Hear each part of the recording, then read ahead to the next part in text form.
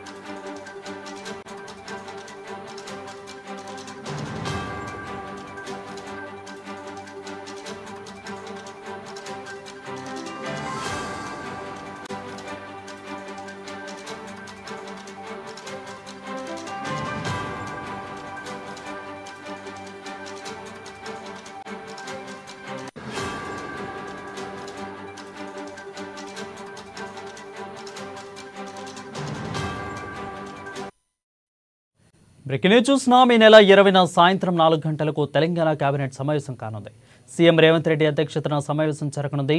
ఇక హైడ్రాకు చట్టబద్ధత, బీసీ రిజర్వేషన్ల అంశంలో కోర్టు తీర్పుపై కేబినెట్లో చర్చించనున్నట్లు తెలుస్తా ఉంది. దీనిపై మరింత సమాచారం మా ఇన్పుట్ ఎడిటర్ శ్రీనివాస్ అందిస్తారు. శ్రీనివాస్, చెప్పండి. రైట్ వరుణ్, ఏదైతే ఈ నెల 20న రాష్ట్ర మంత్రివర్గ భేటీ జరగబోతుంది. సాయంత్రం 4 గంటలకు సచివాలయంలో జరగబోతుంది. ఈసారి భేటీలో కొన్ని కీలక అంశాలు చర్చించే అవకాశాలు ఎక్కువగా కనిపిస్తున్నాయి. ముఖ్యంగా ఏదైతే గత 10 రోజులుగా రాష్ట్రంలో ఏర్పడ్డ వరద పరిస్థితులు, తర్వాత పంట నష్టం, వీటి మీద ఇప్పటికే రాష్ట్ర ప్రభుత్వం ఒక అంచనాకు వచ్చిన తర్వాత దీనికి సంబంధించి కేంద్ర ప్రభుత్వం వద్ద కూడా ఏదైతే నిధులకు సంబంధించి ఇది ప్రకృతి వైపరీత్యంగా గుర్తించి నిధులు ఇవ్వాలని చెప్పేసి కూడా కేంద్ర ప్రభుత్వానికి లేఖ రాయడం జరిగింది. ఇప్పటికే కేంద్ర బృందం కూడా పర్యటించడం జరిగింది.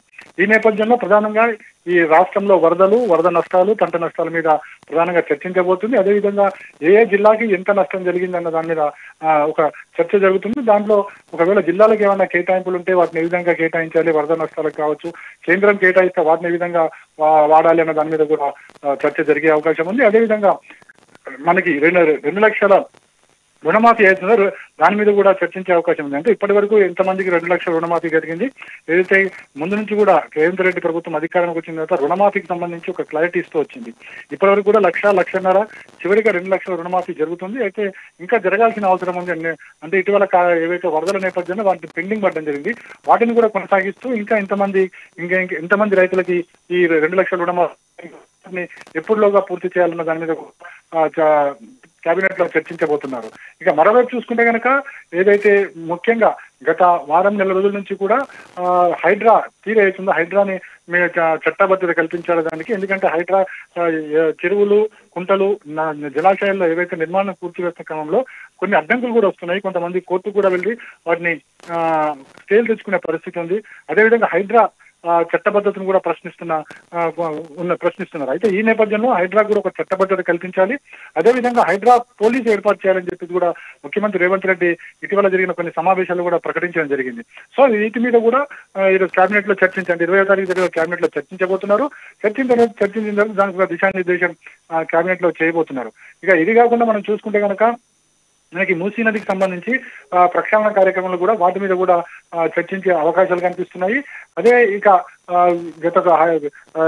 రాబోయేది మనకి ఉగాది, మనకి బతుకమ్మ పండుగ రాబోతుంది. సో దసరా శరన్నోత్సరాలు ఉండబోతున్నాయి కాబట్టి వాటికి సంబంధించి కూడా చర్చించబోతున్నారు. ఇక యథావిధిగా రాష్ట్రంలో జరుగుతున్న లా అండ్ ఆర్డర్ సిచ్యువేషన్ ఎప్పటికీ కూడా ప్రతిసారి కూడా దాని మీద రివ్యూ చేస్తారు. సో దాని మీద కూడా రివ్యూ జరిపే అవకాశం ఉంది. ఇటీవల రాష్ట్రంలో జరుగుతున్న రాజకీయ పరిణామాలు కావచ్చు, ఆ తర్వాత చోటు చేసుకుంటున్న లా అండ్ ఆర్డర్ శాంతి భద్రతల విషయం కావచ్చు, వీటన్నిటి మీద కూడా కేబినెట్ భేటీలో చర్చ జరగబోతుంది. అయితే మొత్తానికైతే అంటే మనకి ప్రభుత్వపరమైన అంశాలతో పాటుగా మొత్తంగా ఎండింగ్ లో రాజకీయపరమైన అంశాలు కూడా చర్చకు వచ్చే అవకాశాలు ఉంటాయి. రాజకీయ చర్చ జరుగుతున్నప్పుడు బహుశా అధికారులు ఎవరు కూడా ఉండరు. ఇక మొత్తానికి 20న 4 గంటలకు ఈ కేబినెట్ సమావేశం జరగబోతుంది. వరుణ్. రైట్ శ్రీనివాస్, అయితే క్యాబినెట్ లో ఎవరెవరు పాల్గొనే అవకాశాలు కనిపిస్తున్నాయి? క్యాబినెట్ ముఖ్యంగా రేవంత్ రెడ్డి అదేవిధంగా పాల్గొంటున్నట్లు తెలుస్తుంది. మిగిలిన క్యాబినెట్ మంత్రులు అదేవిధంగా ఎమ్మెల్యేలు ఎవరెవరు పాల్గొనే అవకాశాలు ఎక్కువగా ఉన్నాయి? మనం కేబినెట్ లో కేవలం మంత్రివర్గం మాత్రమే భేటీ అవుతుంది. మంత్రివర్గంతో పాటుగా వారికి సంబంధించిన అధికారులు కూడా పార్టిసిపేట్ అవుతారు.